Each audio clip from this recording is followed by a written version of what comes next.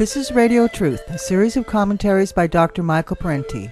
Michael Parenti is an activist and internationally known award-winning author and scholar. His recent books include The Assassination of Julius Caesar and Super-Patriotism.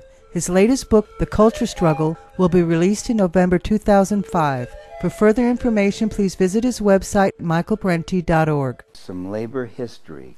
We're frequently being warned about this or that alien menace, about foreigners or terrorists who might attack our shores. But the perceived threat does not always come from abroad.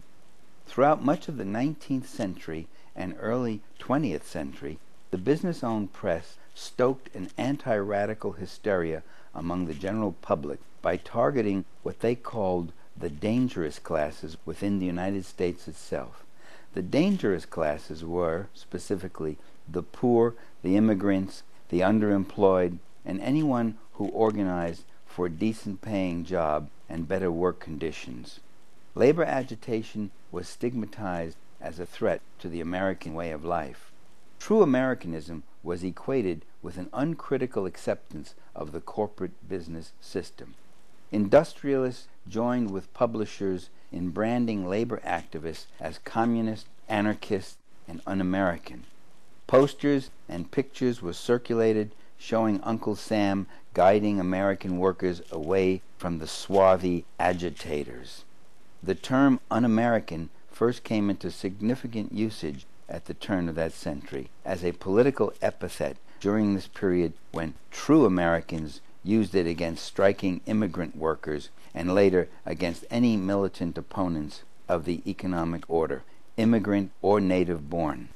In 1886, during a time of substantial labor unrest, Theodore Roosevelt, himself a rich employer, talked of setting worker against worker in the name of patriotism.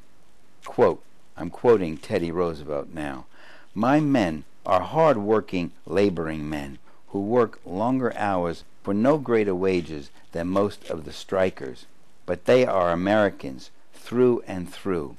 I believe nothing would give them greater pleasure than a chance with rifles at one of the mobs." So here we had Teddy Roosevelt almost inciting his own workers and glorifying and praising them for their supposed willingness to kill fellow workers. To dilute the labor militancy of its employees, the Ford Motor Company sponsored Americanization programs for them. Patriotism was equated with labor discipline and compliant worker attitudes. Other business firms fashioned programs modeled after Ford's. War often brings out the worst aspects of this pseudo-patriotism.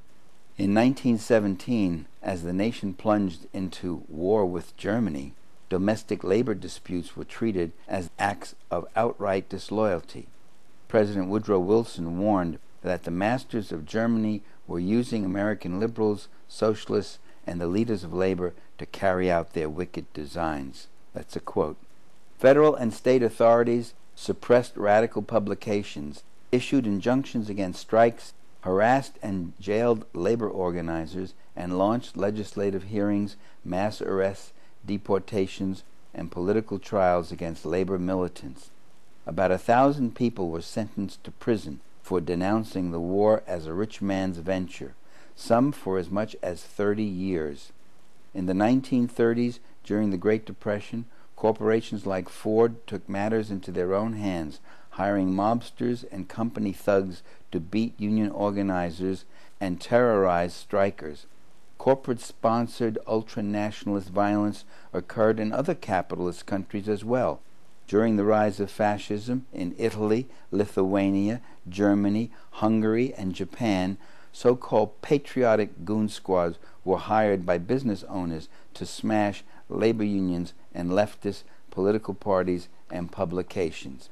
In short, the ruling corporate class will use political crises, some of which it creates itself, to suppress working-class militancy and to direct our grievances toward innocent targets, toward working people, toward each other, toward immigrants, toward the poor, so that we do not rally and unite against those who are the real cause of our grievances. This is Michael Parenti for Radio Truth. This commentary was produced by the LA Sound Posse and may be freely copied and distributed.